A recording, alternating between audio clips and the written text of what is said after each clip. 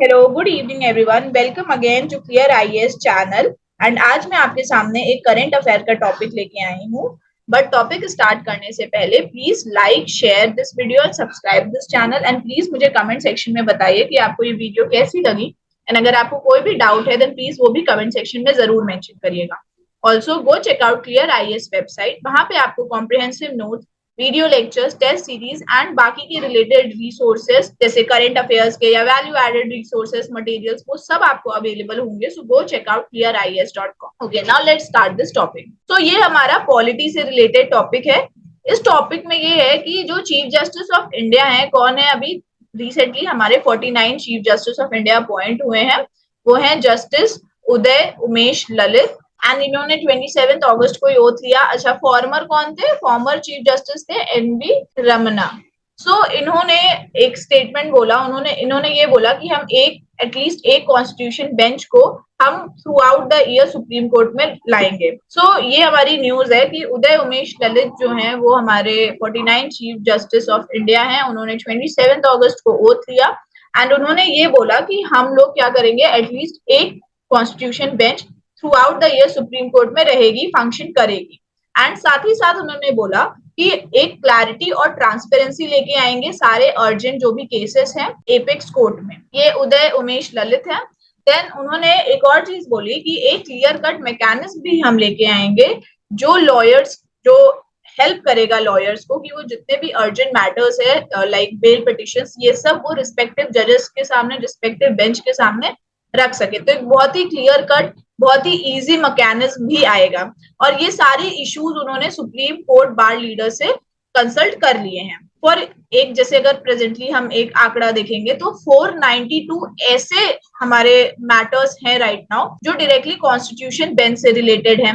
And जिसमें से जो 53 मैटर्स हैं वो कंसल्ट करते हैं substantial question of law. Substantial question of law का मतलब होता है कि ऐसे मैटर्स जो डायरेक्टली इफेक्ट कर रहे हैं लार्ज नंबर ऑफ पब्लिक को एंड कॉन्स्टिट्यूशनल इंटरप्रिटेशंस। तो 53 मेन केसेस ऐसे हैं जो सब्सटैंशियल क्वेश्चन ऑफ लॉ पे बेस्ड है या वो इंटरप्रेट कर रहे हैं कॉन्स्टिट्यूशन को समहाउ, एंड ये सारे पेंडिंग हैं। तो इसीलिए उन्होंने बोला कि हम एक कॉन्स्टिट्यूशन बेंच लेके आएंगे जो through out the year function करेगी सुप्रीम कोर्ट में। अब ये कॉन्स्टिट्यूशन बेंच होता क्या है? तो ये कॉन्स्टिट्यूशन बेंच जो है ये सुप्रीम कोर्ट का होता है। इसमें 5 या 5 से ज्यादा जजेस हो सकते हैं। एक रूटीन फेनोमेना नहीं होता है। जो अगर हम ज्यादातर केसेस देखें जो सुप्रीम कोर्ट के सामने लाते हैं उसमें 2 जजेस बैठते हैं जिनको हम डिवीजन बेंच कहते हैं। समटाइम्स 3 जजेस भी बैठ सकते हैं। एंड प्रेजेंटली जो कॉन्स्टिट्यूशन बेंच है वो एडहॉक बेसिस पे है। मतलब अगर कोई जरूरत आ गई किसी पर्टिकुलर पर्पस के लिए, क्या होता है, ये कॉन्स्टिट्यूशन बेंच सेटअप की जाती है।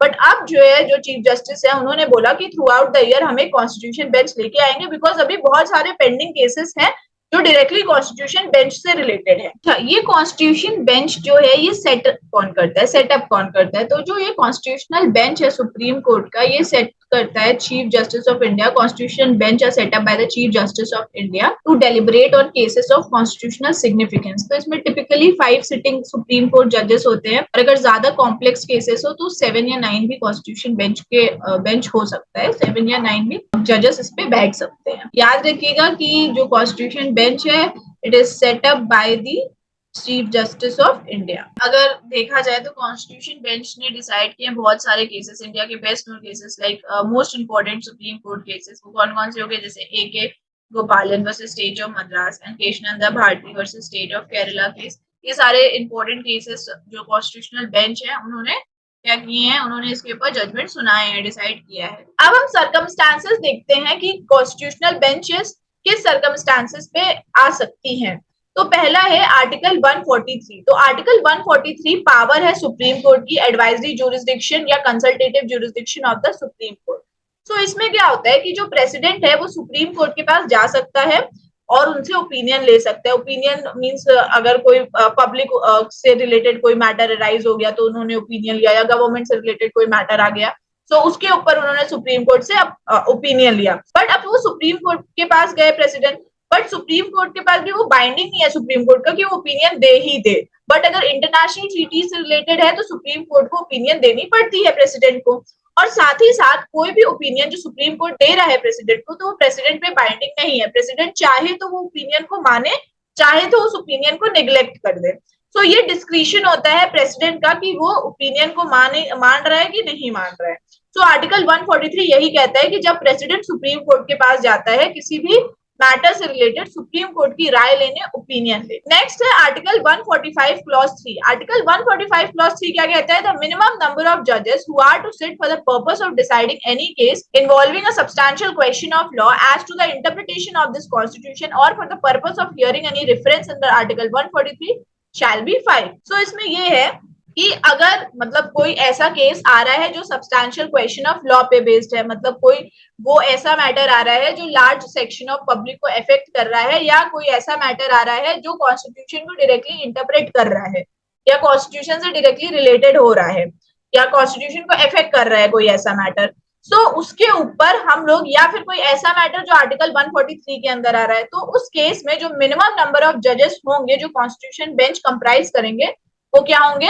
वो 5 होंगे। आर्टिकल 145 क्लॉज 3 क्या कहते हैं कि अगर कोई सब्सटैंशियल क्वेश्चन ऑफ लॉ है या फिर कोई ऐसा मैटर आ रहा है जो कॉन्स्टिट्यूशन को इंटरप्रेट कर रहा है, कॉन्स्टिट्यूशन मीनिंग को, वर्ड को इंटरप्रेट कर रहा है, या कोई भी मैटर जो हमारा आर्टिकल 143 के अंदर आ रहा है, तो उसमें जो जजेस की बेंच बैठेगी, कॉन्स्टिट्यूशनल जज की बेंच जो बैठेगी, उसमें मिनिमम नंबर ऑफ जज 5 होने चाहिए। ये आर्टिकल 145 क्लॉज 3 है। आई होप आपको ये क्लियर हो गया होगा। अब दूसरी बात क्या आती है इसमें कि अगर दो या दो से ज्यादा, ठीक है, व्हेन 2 और मोर 3 जजेस है की बेंच बैठ रही है सुप्रीम कोर्ट में, एंड अगर उनको एक कॉन्फ्लिक्टिंग जजमेंट देना पड़ रहा है किसी सेम पॉइंट ऑफ लॉ पे, किसी सेम पॉइंट ऑफ मैटर पे, कि हम एक लार्जर बेंच हम लाके रख सकते हैं, कॉन्स्टिट्यूशनल बेंच, जिसमें और ज्यादा जजेस आ जाए। फिर अगर लेटर जो 3 जजेस की बेंच है उनको कोई डाउट आ रहा है किसी जजमेंट में जो उन्होंने, जो प्रीवियस 3 जजेस ने दिया है, डिलीवर किया है, सो उसमें भी एक लार्जर बेंच बैठ सकती है रिकंसिडरेशन करने के लिए for the earlier judgment. Then एक एडहॉक बेसिस पे भी होती है। एडहॉक बेसिस जब अगर कोई पर्टिकुलर रीजन के लिए अगर जरूरी हो गया तो हमने ये कॉन्स्टिट्यूशन बेंच सेटअप कर दी। तो पहला क्या हो गया? आर्टिकल 143 जब प्रेसिडेंट एडवाइस ले रहा है, ओपिनियन ले रहा है सुप्रीम कोर्ट की। दूसरा 145 क्लॉज 3 जिसमें अगर substantial question of law involve है या interpretation of the constitution involve है, तो उस पर्पस के लिए मिनिमम नंबर ऑफ जजेस 5 हो सकते हैं कॉन्स्टिट्यूशनल बेंच के लिए। देन अगर 2 या 2 से ज्यादा जजेस है, बेंच है सुप्रीम कोर्ट की, एंड वो कोई कॉन्फ्लिक्टिंग जजमेंट दे रही है, तो उसके ऊपर एक लार्जर, तो उस कॉन्फ्लिक्टिंग जजमेंट के ऊपर कोई कॉन्फ्लिक्टिंग मैटर अगर उनके पास आ गया है जिसमें एक और डेफिनेट अंडरस्टैंडिंग और इंटरप्रिटेशन की जरूरत है, तो फिर एक लार्जर बेंच बैठ सकती है। देन अगर कोई प्रीवियस 3 जजेस की बेंच है, उन्होंने कोई डिसीजन लिया, डिलीवर किया, उसके ऊपर जो अभी की जो रिसेंट जो जज की बेंच बैठी है उनको थोड़ा प्रॉब्लम हो रहा है, कोई डाउट हो रहा है, सो फिर वो रिकंसिडर हम कर सकते हैं लार्जर बेंच के लिए। देन एक एडहॉक बेसिस पे भी सेटअप हो सकता है। नीड क्या है? तो नीड इस ये है कि ये हेल्प करेगा, ये जो कॉन्स्टिट्यूशनल बेंच है ये हेल्प करेगा जजेस को कि वो आइडेंटिफाई कर सके, वो हियर कर सके, यानी एक रिलीफ दे सके इन द केसेस जो अर्जेंट अटेंशन है, मतलब जो अर्जेंट मैटर्स हैं उसके ऊपर वो अपने जजमेंट सुना सके। देन ऑल्सो ये जो भी लिटिगेंट्स होते हैं, जो भी लॉयर्स होते हैं, वो कोई केस लेके आ रहे हैं तो अब केसेस में डिले हो जा रहा है बिकॉज बहुत सारे केसेस हैं, तो वो केसेस में डिले ना हो, एंड जो लॉन्ग माइंडेड प्रोसेस है सुप्रीम कोर्ट की सुप्रीम कोर्ट रजिस्ट्री की वजह से जो लॉन्ग माइंडेड प्रोसेस है, उन सब पे भी वो जल्दी से वो केसेस पे अपनी सुनवाई दे, अपना जजमेंट दे, एंड उस केसेस को भी सॉल्व कर दे। तो इसकी ये हमारा नीड है ताकि कोई डिले ना हो किसी भी केस से रिलेटेड, किसी भी जजमेंट से रिलेटेड। सो ये नीड है कॉन्स्टिट्यूशनल बेंच की। देन अगर हम अभी देखेंगे तो अप्रॉक्स 71,000 केस पेंडिंग है। 2017 में 55,000 थे, बट अब क्या हो गया? अब 71,000 हो गए बिकॉज कोविड भी आया, उसकी वजह से भी केसेस बहुत सारे पेंडिंग हो गए। तो अब जरूरी है कि सुप्रीम कोर्ट क्या करे, ये जो पेंडिंग केसेस है उसको खत्म करे। सो इसीलिए ये कॉन्स्टिट्यूशनल बेंच अब जरूरी हो गया है। देन अगर हम देखेंगे कि डिस्पाइट अगस्त 2019 में 34 जजेस मीन जो स्ट्रेंथ थी कोर्ट की वो 34 जजेस से और बढ़ गई थी, बट स्टिल क्या हो रहा है कि जो केसेस बहुत ही ज्यादा पेंडिंग हो रहे हैं, तो इसीलिए हमें कॉन्स्टिट्यूशनल बेंच की बहुत जरूरत है। मतलब आप मॉर्निंग में अगर सुप्रीम कोर्ट में जाइए तो बहुत क्राउड ऑफ लॉयर्स हमें दिखते हैं जो कन्विंस करने की कोशिश करते हैं कि उनका केस पहले जाए। तो ऑफन ये जो केसेस होते हैं उनको अर्जेंट अटेंशन चाहिए बिकॉज ये कंसर्न करते हैं right of the personal liberty या प्रॉपर्टी ऑफ कॉमन सिटीजन। सो इन सब की वजह से जो इतने सारे पेंडिंग केसेस हैं, अर्जेंट केसेस हैं, कॉन्स्टिट्यूशनल बेंच का ये जो हो रहा है ना कि थ्रू आउट द ईयर एक कॉन्स्टिट्यूशनल बेंच होगा, वो बहुत सही डिसीजन है। फिर अगर हम वे फॉरवर्ड देखें, सो ओनली वे फॉरवर्ड अगर इस केस में जो पेंडिंग केसेस से रिलेटेड है वो क्या है कि हम एक रिफॉर्म ले आए फंक्शनिंग ऑफ द सिस्टम में। देन हम modern technology tools and artificial intelligence, ये सब एक हमारा सोल्यूशन हो सकता है फॉर दिस पेंडिंग केसेस, ताकि हम ये पेंडिंग केसेस को कम कर सके। जब तक जो कॉन्स्टिट्यूशनल बेंच एक अपना क्लियर प्रेसिडेंट एस्टैब्लिश नहीं कर सकता है या जो लार्ज नंबर ऑफ केसेस है उसको डिसमिस नहीं कर सकता है थ्रू रिटन ऑर्डर्स, देन हमारा तब तक ये हमें लॉन्गर बेनिफिट कॉन्स्टिट्यूशनल बेंच का नहीं मिलेगा।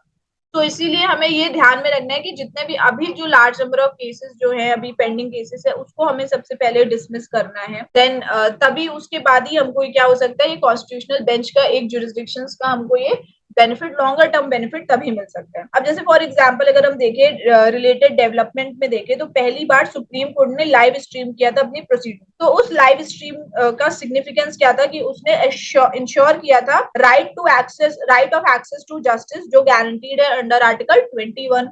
देन उसने ग्रेटर ट्रांसपेरेंसी थी, इंक्लूसिविटी थी, एंड उसने फॉस्टर किया एक्सेस टू जस्टिस।